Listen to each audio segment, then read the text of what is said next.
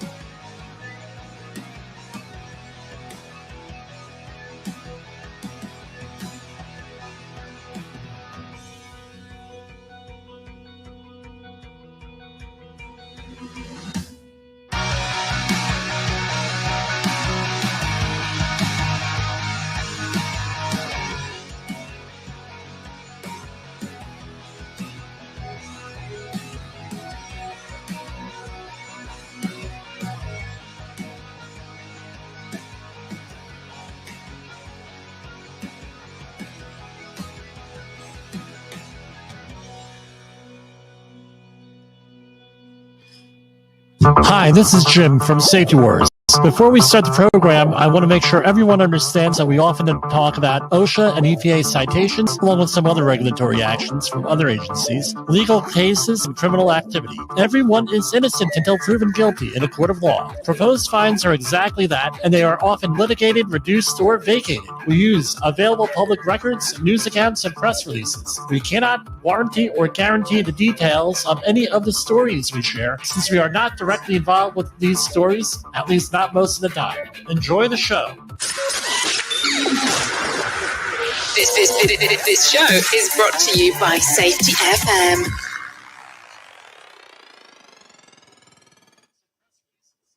And from the border of liberty and prosperity and the highway to the north, this is Safety Wars for what date? February 21st, 2024. How's everybody doing out there? Only one more month of this thing we call winter. Thank God. It's just dragging on and on and on and on and on.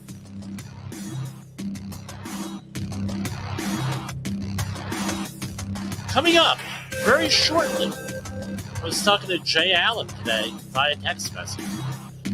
Very shortly, we're coming up to season number 4 of the show here. Who would have thought? Over 300 episodes here for you to choose from. We got a whole bunch of new listeners out there, people I've been interacting with. What's nice is that when I get home from field work, it's still light out a little bit. I got to see people who I haven't seen all year. Just now, it's light out and they're out walking their dog, walking the neighborhood, doing their thing. My four-legged furry friends were very happy to see me today. It's funny, I'm one of those people that gets to know the dogs before I get to know the people. It's one of those things. I don't know. I like animals. So, where we've been handling a lot of crises out there, not created by me. So, I got a job this past week from a client who's interested in doing business in the United States. And I had to do a little bit of an intro to OSHA thing with them. And I'm probably going to be doing that as a podcast here, as an episode. Right? It may be one of those things that I go and I show one time, And then I'll won't show it again because that's just the way it is. I know Jay Allen was talking about on the Radar Safety Show giving away things for free. And, there's an argument to be made for that because I tell you what, a lot of this human and organizational performance stuff came from the Department of Energy. It's open source on a lot of their research. There's been other research done on this. So it's all out there in the public domain anyway. If you're a U.S. taxpayer, you paid for it. But a lot of times things are packaged a little bit differently, a little bit uniquely. And if you're a regular listener, I often don't pull any punches with things. And tonight is going to be one of those nights that I don't pull any punches. We get stuff sent to us all the time by listeners. And a lot of it's like, well, that's good. That's good. And I really can't go into this. But on this one, I was like, I should go into this because it's like this. We work here at Safety FM. I mean, all of the podcasters and hosts and everything else. We work with a lot of organizations where people get hired to do work for. And these organizations get the hop stuff going on. But then you get this. You get the senior level people at that organization get the hop presentation. I know that they do. All right. And then when they go and back to their organization, so we understand here, organizational change takes a long time. My experience, minimum 3 to 5 years for organizational change. But a lot of these folks are getting the information on human and organizational performance like 10 years ago. And I do understand that often this safety stuff is transient, meaning you get promoted into the health and safety stuff for whatever reason, and then you're there for 2 or 3 or 4 years, especially in the organization we're going to talk about tonight, and then you move on to something else. And basically, you get, some people jokingly say you get promoted to the highest level you're in competence. Now, that's a joke, but oftentimes, okay, I'm not a safety professional. I'm going to be put into the position of as a safety professional. Very little training, very little knowledge. I might be a great engineer. I might be a great scientist. I might be a great whatever. But now I get thrown into this thing. And for you folks in the safety field that are listeners or viewers, how long does it take you to learn that craft? It's not automatic. It's not boom, boom, we're going to learn it. It takes years. And often, safety is seen as a non-money-making position, your overhead. So a lot of organizations, even the larger ones, do not put a lot of money and time or anything into professional development. Or the other people that are involved. I mean, even Todd Conklin on him and Jay Allen and other people from this network were at a huge global safety conference in Australia. He even shares a story where a guy answered a phone during a class of his, right? And he says, well, this is not it doesn't suck as bad as I thought, was the comment. And that always gets, right? So you get people very down on safety because it's not presented right, or people, how many times can you learn to use a ladder properly? Let's face it. Right. So they send people to safety training and then it's a nightmare. I worked in an organization where people actually had post-traumatic stress disorders from 8-hour HAZWOPER courses. They refused, my entire tenure there, they refused to go to 8-hour HAZWOPER courses because they were that hellish with the presenter. But anyway, I digress. But let me circle back. Again, I'm off in the weeds. Let me circle back here. So this organization has known about HOP for many years. But for whatever reason, it's not being adopted by the organization. And the safety incident that we're going to read to you here is a prime example to that. So we're going to take a brief commercial break here, and then we're going to come back to you with this story. I have to set it up a little bit. This is Safety Wars, broadcasting to our brothers and sisters in the occupied territory of behavior-based safety. Get out your secret decoder ring. Here is your nightly message. Human error is normal. Human error is normal. Okay, so we're going to ask you here, and hold on here. I get yelled at for not doing this. People comment. Here you go. Safety Wars is streaming now. safetyfm.com. All right. So here we are. And so this organization sets up goals every year. And this is a very large organization. I'm not going to mention what it is. And here we have their combined total recordable rate for this facility is less than 0.1. So we know what the total recordable rate is for in safety, and we know the calculation. If you're not sure what that is, you go and look it up. But basically, it's at averages all your incidents versus your work hours, and you come up with this rate. Now, when this organization is famous for going out there and saying you're a bad contractor, you're an unsafe contractor, you're an unsafe organization if you don't meet this predestined goal. And they also have predestined this goal. And then they say, on top of that, they have one of those things that Sam Goodman always talks about, 0 accidents, 0 incidents, 0 illnesses. They track this stuff all along. And what inevitably happens? They have a injury in January, right? And then you have to hear about that injury, and that becomes the focus of the whole organization's safety for the entire year. So they had one recordable injury this year, and they're at 0.34. So now, as if they have no more injuries this year, the 0.34 total recordable incident rate will inevitably go down. However, this organization, that doesn't happen because you got a lot of stuff going on here.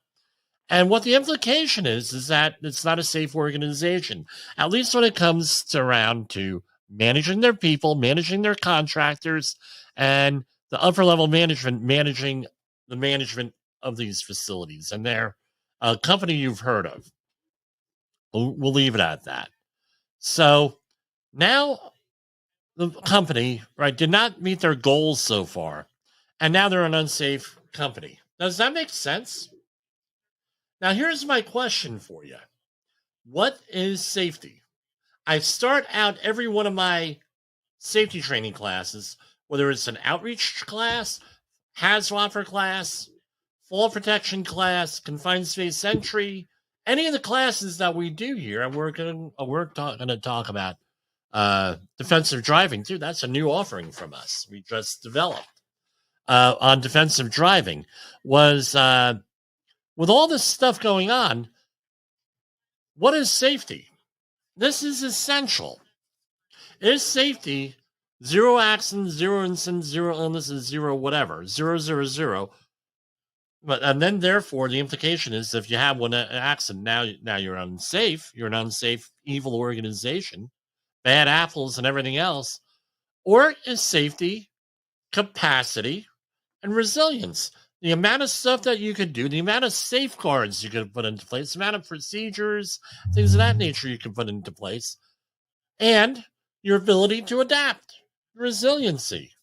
And unless you're dealing with crazy people, and Todd Conklin said you could catch it on the Jay Allen podcast, Jay Allen show on your favorite podcast platform. He had said every organization has psychopaths. If you don't know it, right? Sort of thing. No, well, we deal with psychopaths sometimes. I mean, I tell you what, we had incidents this week like you wouldn't believe. Dealing with people, and we effectively deal with those folks. And people don't want to get hurt, generally speaking. There are, generally speaking, I can name, and I'll drive people nuts. I can have a whole program on stories where we have people who went nuts and they wanted to get hurt. Well, one of the more famous stories I have is where a guy didn't like his work assignment for the next month. He was going to be doing something that would take about a month and a half, and it wasn't a very pleasant part of the job. So he said, "You're going to give me another job." And the foreman says, "No, this is the job that we have. This is what it is, blah, blah, blah." So, you know, like he picked up a ball-peen hammer and smashed his own hand and broke it. You know, what do you do with that? Turned out to be a recordable. So, but anyway, no, we have people like that, but generally speaking, nobody wants to go to work to get hurt. People want to get a good job, do a good job, get home, everything else. People are not that way here, with some exceptions. But anyway, here we have I'm going to sanitize this one here, right? A confined space entry attendant left the confined space while personnel were still inside. Upon several individuals leaving the confined space, the attendant assumed that all entrants had exited the area and logged everyone out of the space. Once completing the log, they left the area for lunch. However, there were 3 entrants still inside the space. I'm not going to mention what kind of space it is, but it's space. A short time later, the 4 remaining entrants exited the space, all right, to find out there was no confined space entry attendant. Now, what are the key lessons here? Entry, and again, this is the blame the worker situation. Entry and exit logs were not completed for the entrance, right? Worker badges were not collected upon entry and returned upon exit as required by the facility procedure. Now, I put this out here to a couple of safety professionals, and what do you think they said? And it was all of them. That GD worker, something along these lines, that GD worker, and that doesn't stand for good, should be fired for letting this happen. We got a bad apple. And I'm a little bit disappointed with this stuff here. Because all of these folks are regular listeners. All of these folks, I know that they are. All these folks know about human and organizational performance. They know about know all about this stuff. Now, you may say, well, that worker needs to be fired. And 5 years ago, 6 years ago, that's what I would have said. The worker is horrible, bad apple, don't know what they're doing, blah, blah, blah, gotta get rid of them. 6 years ago, I might not. 10 years ago, 15, I probably would have said the same thing. So let's put this into perspective. Now, when this company reports this incident to everybody, this is what they put out. We have another one here. Right, another incident here that they sent me about this organization. And again, I'm not going to mention it because it's going to give the organization away. But it was like the same thing here. Blame the worker, blame this, blame that. The worker. We have right here in the safety world what is called the hierarchy of controls. Let's see if I can get that on the screen. We're familiar with what this is. We got it from here. Let's share this.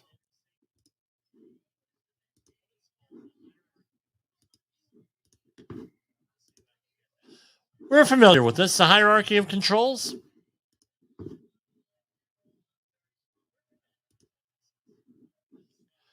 And what is it? Let's get the right aspect here. All right, hierarchy of controls. On the top, you have, for you people who are listening at home, you have elimination. Here. This is right from the Centers for Disease Control website. Elimination, substitution, engineering controls, and administrative controls. Those are the hierarchy of controls. Right? We got expanded this. Now, What the idea here is this. The primary way that we try to eliminate hazards, so we have a hazard, and we're doing our hazard assessment, is to eliminate things, right? So you eliminate the hazard, substitute the hazard, meaning you replace the hazard, right, with a less dangerous hazard, less dangerous outcome. So, for example, the example I use is fall protection. People say, well, Jim, fall protection is PPE. Fall protect, yeah, okay, great. But it's more of a substitution because you're still going to get hurt when you deploy fall protection. What the issue is that rather than a fatality or broken bones, now you have back injury, suspension trauma, or also known as orthostatic intolerance. You have all other things that may go on. But it's not a fatality, so you're substituting it. You have an engineering control. You're isolating people from the hazard. That's where your guarding comes in, engineering controls, things of that nature. Now you have the last two that we're going to talk about with this incident. We have administrative controls and personal protective equipment. If you look on the left-hand side of this schematic from the CDC, what do you have? The most effective, and then you have the least effective. What's the least effective means of controlling things is what? Administrative controls and PPE. Right? Now, those are the... now, my question is this. If you're going to be concerned about safety and making things real safe and everything else, why would you rely solely on an administrative control and PPE? Administrative control, change the way people work. PPE, protect the worker with personal protective equipment. Those are the two, the least effective means of managing anything. Why? What's an administrative control? It's a rule. Let me give you an example of a rule. One rule is that you have to go do entry and exit logs on a permit required confined space, so you have accountability, because in the regulation it doesn't say this exactly. It uses different language, but in effect, you have to keep a log, a written log of who's in and who's out, or maybe another effective means. I've always argued for access control because we do have that technology. In this facility, it's badges, where they're handing out badges to people, right? So you have an ID badge, and you hand that to the person. Now they give this, all right, well, they weren't doing these. Now you're relying on the administrative controls. Now here are they have key lessons. Let's talk about key questions. Right, we're told the Socratic method. This is what, and if you're doing a root cause analysis, and I ceased calling them root cause analysis, because what do you think my question is when I ask folks when I'm doing the accident investigation, especially if they're a new client? They say, well, Jim, we need to do an accident investigation. Well, okay, great. We're doing an accident investigation. They say, well, we use taproot analysis or root cause analysis. What do you think my next question is? Do you want a root cause analysis, or do you want a root cause analysis? Well, you know what I mean by that. Oh, well, Jimmy, I don't know. Okay, so let's talk about the root cause analysis. My question is this. Entry and exit logs are not completed for the entrance. Why weren't they complete? They might have been not complete for a good reason. One, do you supply your confined space entry attendants with pens that work? What kind of login and logout do you have? Isn't that cheap? El Cheapo carbon copy paper that you folks are handing out? Or is it something else that when you use a pen on it, it destroys? So is it aggravating? Is it not very ergonomic? Do they have a clipboard? Did you supply them a clipboard to your employee? So during the attendance, so they could do that? Guess what? Often doesn't happen. Did that attendant have 30 or 40 people in that space that they had to keep track of? Did that attendant have a lot of traffic coming in and out of that space, or maybe you need 2 attendants? Was there more than one entrance there? Did that attendant go and start screaming in there, "Hey, is everybody out of there?" Did that happen? And if that attendant did do that, were the people willing to answer that? Or were they like, "Oh, F it, we just have a couple more minutes here, blah, blah, blah." And then an auditor came through and they said, "Well, I don't know where the attendant, that damn attendant not here. I don't know." Okay, those are all things not answered in this document here. And I'm sure everybody here could, we have thousands of listeners. I'm sure that we can come out with more things. Okay, now, worker badges are not collected upon entry and returned upon exit as required by the facility procedure. Now, here's a question for you, right? Okay, you have a badge here. Okay, here's your badge, right? This is a GoPro camera. Use that as prop. Here's the badge. I've been on sites where they have a problem with people's badges getting lost when you hand it to the confined space entry attendant. And then that badge is used for access control all over. Let's say you're going to be in that space for 3, 4, 5 hours. Not unheard of on a shutdown or more. What if that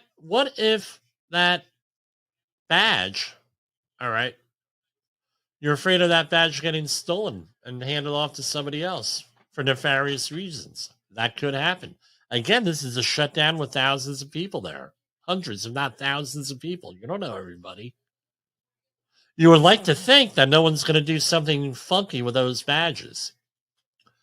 What if those attendant was there and asked the guys for the badges, and they give her, they're from New Jersey, they give someone, and they show them the state bird or give them the state's salute. Think that happens? Yeah, that happens all the time. So now, let's talk about the worker. And Sam Kinison, the old comedian, had a punchline in one of his jokes. I'll clean it up. How the bleep did you get this job? That's not against the worker, by the way. How did the worker get the job? Was it through nepotism? I go into this when I do an accident investigation. How long have you had the job? What is your training on the job? What's your education level? Where's your calibration logs? Who's handling the calibration? All of these things get going to a confined. Where's your training certificate? And then I call up on the phone. I say, "Hey, dude, did you train this person? Is this person in your system?" More than one time, person never received training to do that. So did this person have training? Did this person get awareness level training and not the full-blown confined space entry training? Do they have an industrial hygiene background? Do they know anything about, how's this? They have to have an OSHA outreach training certificate. Is that a legitimate OSHA outreach training certificate? Right? Did the company pay for that? And now you're saying, "Well, Jim, this is the worker." We're going to be done with the worker in a second here. All right. Next one. All right. How did the company get the job? Was it by competitive bid? Lowest bidder? Or was it the lowest qualified bidder? Or was it the qualified bidder? Or was it because the owner of that company went out and took the management from the other company to a baseball game the year before? Did the owner of that company make some phone calls on behalf of one of the company managers whose granddaughter was going into a university that this guy was an alumni from? How about they're a new company and they don't have a history, but they have a total recordable incident rate of 1 because they're or 0, or I'm sorry, experience modification rate of 1 because they're a new company. They got the thing, but hey, we know them. We got people have experience. What kind of training does the company provide to the people? Is there a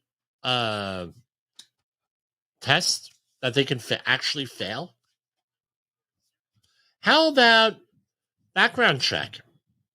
Did the person pass a background check?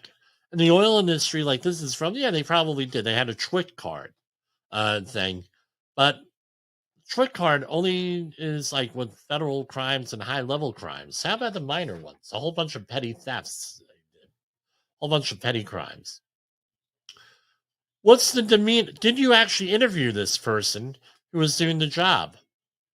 Or did they just go, hey, we need to throw a body out there. Hey, here's a meter. Read the meter. Blah, blah, blah. And blah, blah, blah. Do they actually understand what they're looking at here? This is all management's issue. They put someone possibly that is not well-equipped or well-versed as a confined space entry attendant. No experience on that. That's not the worker's fault. If they don't have the resources or anything, or the authority, maybe these guys gave this person the bird, walked in, and the person has no authority on the job. How about the 4 workers that went into that didn't hand in their IDs? Oh, now we're expanding things. What was their training? What's their management like? All that goes into that. So, how do they get the job? How do they do they understand how to use the equipment? Were they trained to use the equipment? Is it legitimate training? How about the incentives? Maybe they had a issue like this before. They reported it to their management. The management said, well, hey, we're not going to be here to start trouble. We got another shutdown at another facility. Word's going to get around, blah, blah, blah, blah, blah. How's that? Now, does the management actually oversee their own employees? How's that? Whoever the confined space entry attendant company is, usually that's third party in this situation. Do they do management? How long was that person on that job? That day? Were they a new employee? First time as an attendant? You're putting them into an impossible situation? Is that person expected to stay there for 5 or 6 hours at a time without a bathroom break? Oh, yeah, that happens. So I've seen that happen. Person has to go to the bathroom. Guess what? Now, well, that's a management issue. Are you rotating employees? Are you rotating them so they don't get friendly with the workforce? So maybe they can better manage this and follow the rules.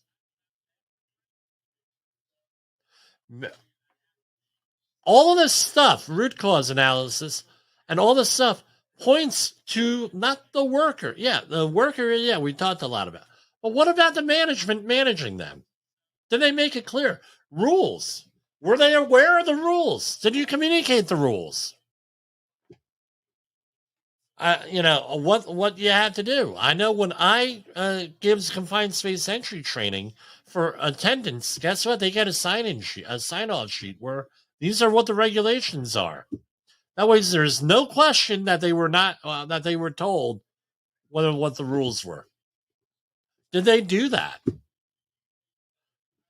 Again, this facility says, well, attendant. I say management, not doing their job. What was the incentive that they were working under? Oh, we're in a big hurry.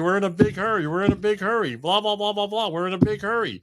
Well, guess what? You have that sort of attitude. That's where you're going to have a problem come up. And who's communicating that?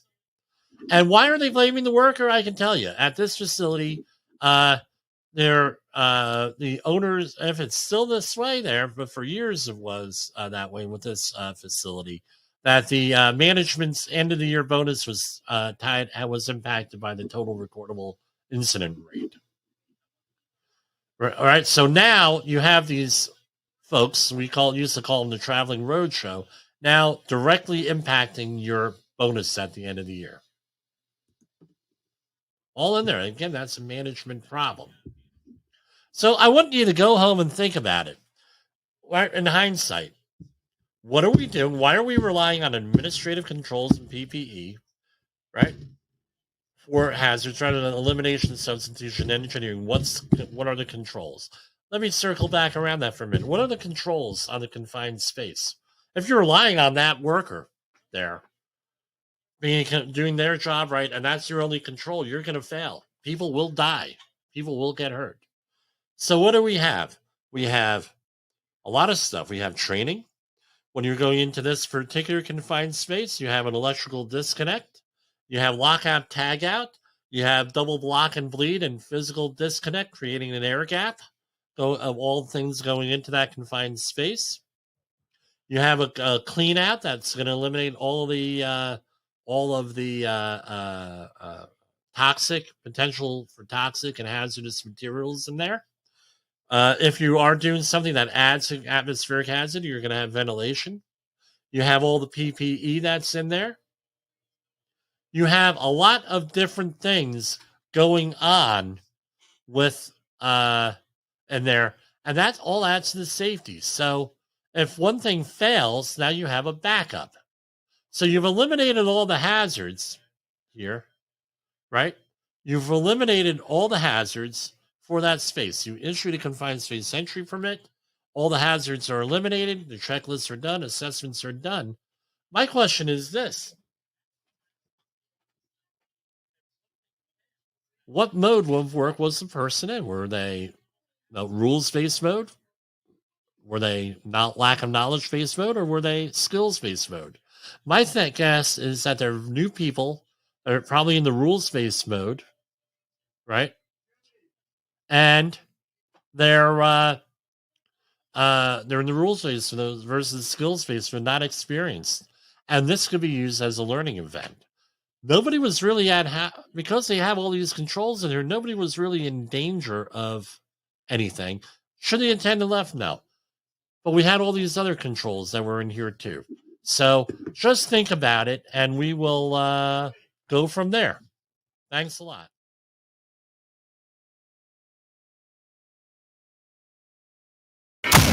In the professional safety community, communication and planning are just a few keys to your program's success. The question many practitioners have is, where do I start? Dr. Jayallen, the creator of the Safety FM platform and host of the Rated R Safety Show, has built a global foundation to help you along the way. Go to safetyfm.com and listen to some of the industry's best and most involved professionals, including Blaine Hoffman with the Safety Pro, Sam Goodman with the Hop Nerd, Sheldon Primus with the Safety Consultant, Jim Poesl with Safety Wars, Emily Elrod with Unapologetically Bold, and many others. As individuals, we can do great things, but as a team, we become amazing. Dial into safetyfm.com today and surround yourself with a powerful force of knowledge and support.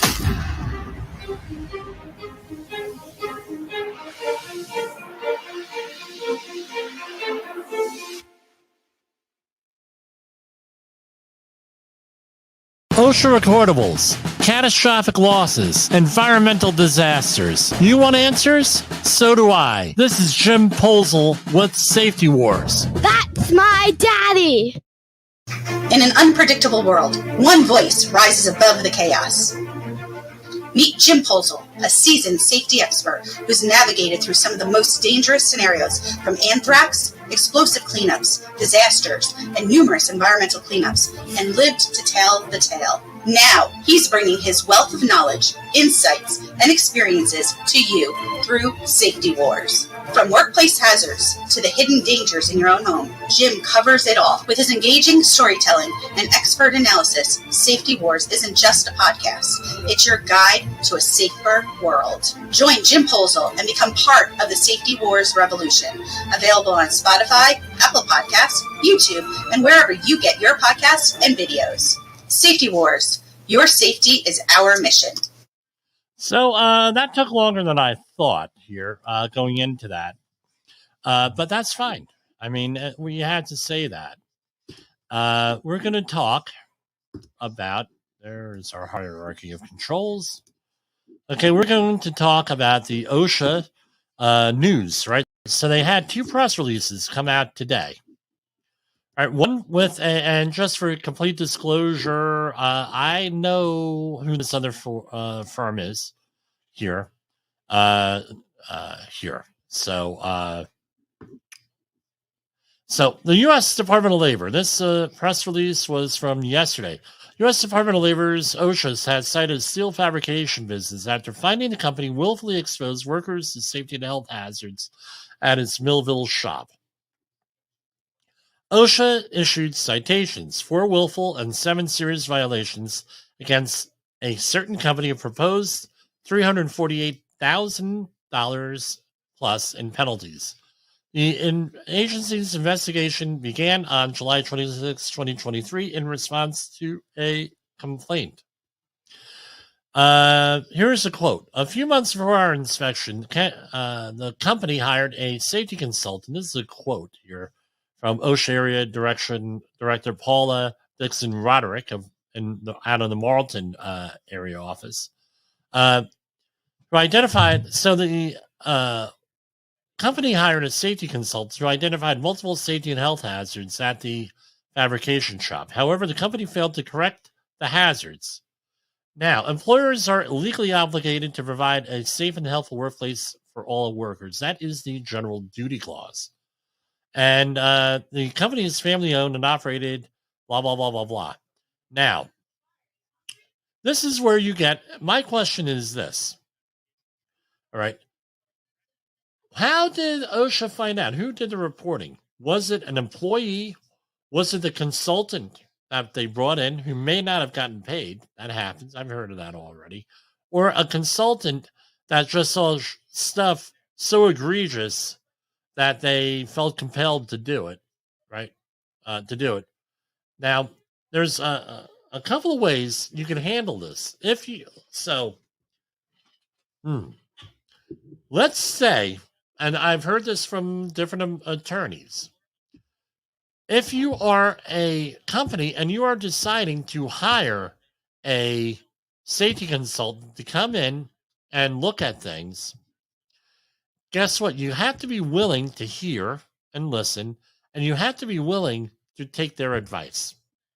I'm not saying necessarily implement it, because I know some safety professionals go overboard. They often try to upsell people. But if it's a legal requirement, you're really supposed to do it. I don't know. So these things, right now, the other thing is this, right? For willful, how did they find out about that for willful? Was that in a report that was open for discovery by somebody? So, for example, the OSHA is allowed to interview your employees. The employees don't have to be interviewed, but they're allowed to, in there. They still have a fifth and Sixth Amendment right, dealing with OSHA. You don't have to answer. That may not be a very successful strategy, but you don't have to. Did one of the employees say, "Hey, oh yeah, we had this guy come in and blah blah blah blah. He sold us this, and this," and then they say, "Well, okay, great." I'd love to know how this happens. So here we go. The issued citations and the usual front matter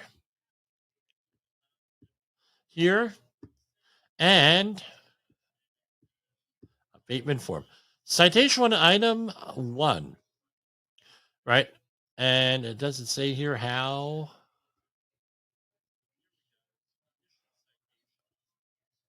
Nope. Okay. So here, sorry for freaking you people out on the video here. Citation 1, item 1, type of violation serious.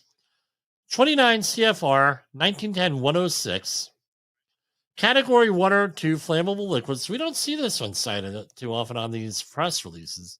Or Category 3 flammable liquids with a flash point below 100 degrees Fahrenheit, where it's dispensed into containers without the nozzle or container being electrically interconnected. So the employer did not ensure that a 55-gallon drums of a certain coating, a Class 2 flammable, were grounded when dispensing flammable liquids because there could be a static electric discharge, right? Because you have flowing fluid going through a nozzle or something like that. And what happens is as the liquid goes over it, you strip off electrons from the surface of this, potentially. And now, with these free electrons, they got to go somewhere. They cause a spark, and now you have a fire. $6,453. Now, how much does one of those grounding things cost? You can get a real fancy one now. A couple $100 max if you go for the real fancy one. The not so fancy one, $20. Here we have citation 1, item 2A. The alleged violations will have been grouped because they involve similar or related hazards. Here we have that may increase potential or potential for. So citation 1, item 2A. Respirator standard, 1910-134. Respirators with tight-fitting face fuses were worn by employees who had facial hair that came between the sealing surface of the face fuse and the face, or that interfered with the valve function. This is an employee who was provided and required to wear a certain respirator, half face, was not clean-shaven to ensure a sealing surface between the face and the face piece. That's, again, these are all proposed citations. They may be litigated, vacated, negotiated downward, right? Or upward. 48, right? So, again, this is, you might say, well, the worker wasn't clean shaven. Yeah, but the client was not enforcing rules. In our previous thing, my question is this: that's probably not the first time that happened with the IDs. Guess what? Was this allowed behavior? Was this encouraged? I don't know. Now, how are you going to abate this? Probably what I would do is make sure that every employee who has to wear a respirator would sign a affidavit stating that they were told that they had to be clean shaven. That's often what I do in these situations. Citation 1, item 2B, this is again respirator standard. The employer did not ensure that each employee could demonstrate knowledge of why the respirator was necessary, how it properly fit, uses, storage, maintenance, etc. On or about July 26th, the employer did not ensure that each employee provided and required to wear a respirator, including but not limited to the respirator in question and a powered air purifying respirator, was trained and could demonstrate knowledge on fit, usage, maintenance of the respirator. Again, this is a training issue. And I'm going to say this. How did they get the job? Does the employee have the aptitude to answer that question? Or the demeanor? Do we have a nervous Nelly here that when I had one a couple weeks ago for training, the guy was a nervous Nelly. And I said to the client, I said, dude, this guy shouldn't be doing X, Y, and Z. Why? He's in a nervous wreck. Does he like that all the time? Because if he's in a nervous wreck, I can tell you what, this might not be a good match for him. Or maybe there's something else going on. Can you find him a different assignment? Right? And the client said, yeah, you know what, you're right. He's a good guy. Let's find a different spot for him. Okay, great. Here we have another one. Citation 1, item 3. 29 CFR 1910-179. The following items were not inspected for defects and intervals as defined in J1-2 of this section, specifically indicated including observation during operation for any defects which might appear between regular inspections. And we're talking about hoists here. Not inspected. right? So the hoists, I always tell people inspect them like once a year by a third party, especially the big ones here, right? This is a 3-ton hoist. And also a daily inspection prior to use, done by preferably some kind of competent person. That was $6,453. Citation 1, item 4, listed or labeled electrical equipment was not used or installed in accordance with instructions included in the listing or labeling. So circuit breakers are being used as a switch to turn lights on and power off in the building without being rated as a SWD. I'm not sure what that is. So it was $4,800. So rather than a light switch, for example, your standard light switch, they were just going over the circuit panel and started flipping those things back and forth. That could in itself could be dangerous. Those are only to be used, for example, for occasional use. You're going to turn it on, you're going to turn it off, blah, blah, blah. If you're turning it on and off all the time, eventually something is going to break, and because it wasn't designed for that, number one. It's not hitting some type of a rating here. That's not rated for that kind of situation. They got $4,800. I think installing a couple of light switches is less than that.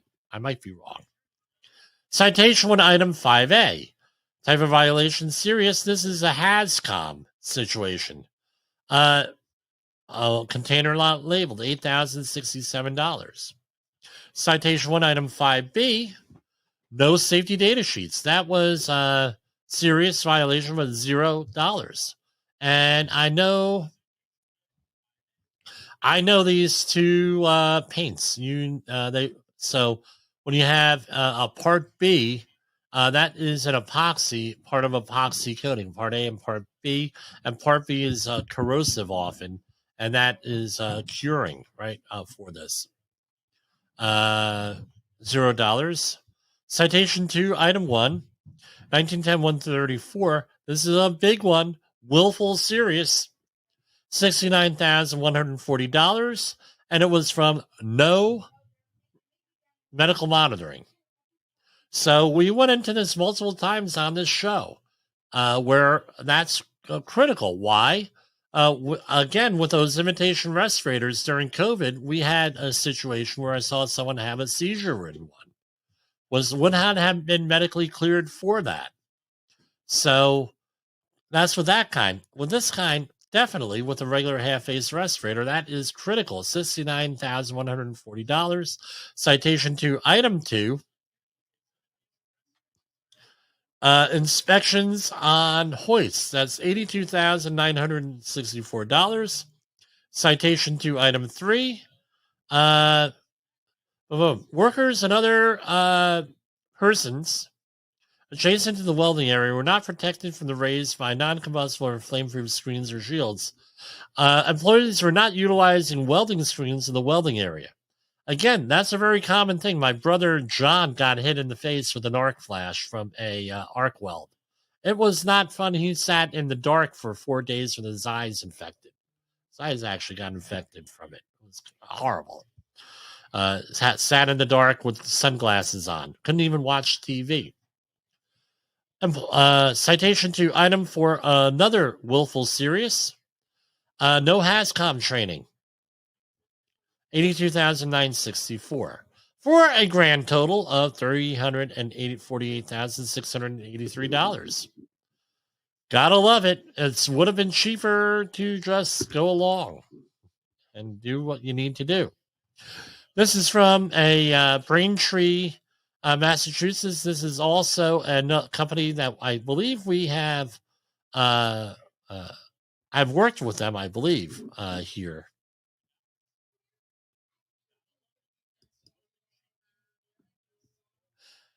Yes, I have done work with this company. Yes. When was this issued? 2/8. Okay, so after the 15 days, gonna come up. Wow. Heard of one company? Worked with this company on a project already. Citation 1, Item 1. The employer did not initiate and maintain programs which provided for frequent and regular inspections of the job site by a competent person. So this is employees are exposed to multiple fall hazards, eye and head injuries because the employer did not provide frequent and regular inspections by a competent person. $7,098. Citation 2, Item 1. Willful serious fall protection violations. People 6 foot or higher. This is a construction company. They had multiple things cited. And this was $70,982, willful. Citation 2, Item 2. Here we have another fall protection requirements. No competent person. So the employer does not have a program to ensure compliance with fall protection requirements and does not designate any competent person to ensure that workers use appropriate fall protection. To abate the site, the employer must initiate and maintain a program of fall protection. $70,982. Citation 2, Item 3A, portable ladder problems. Did not extend ladders above a wall, extension ladder 3 feet or above the landing surface. Almost $71,000. Citation 2, Item 3B, willful serious. Employees using ladders or carrying objects or those that could cause the employer to lose balance and fall. Again, bags, equipment bags. That was 0 on there, but this was a willful and repeat. Multiple instances here of this. Citation 3, Item 1. They just pinned them for willful. Repeat serious. No hard hats. $14,195. Citation 3, Item 2. No safety glasses. No face protection. $35,000. That was a willful, repeat serious. Multiple incidents. Next one was scaffolding. Not erected or trained or anything under the direction of a competent person. Multiple times, $35,488. Citation 3 and Item 3B, repeat serious. Here we have people on a scaffold more than 10 feet were not protected from falling to a lower level. This one was $0. Citation 3, Item 3C, type of violation serious. Ladders used to support the ladder jack scaffold did not meet requirements of whatever. Again, they were cited multiple times for this here. Allegedly. $0. And citation 3, Item 3D, another $0, which was again, ladders out of spec, not being used properly. And the rest were 0. And another one, other than serious, not providing records within 4 business hours, 1,014, for a grand total of $306,229. Gotta, I don't know. Stop breaking the law. No, I guess. So we're going to be wrapping things up here. We hope to be on the air tomorrow. If not tomorrow, then probably Friday. Let us get our outro. You have an intro, you got to have an outro. And we will be seeing you tomorrow. Have a great day.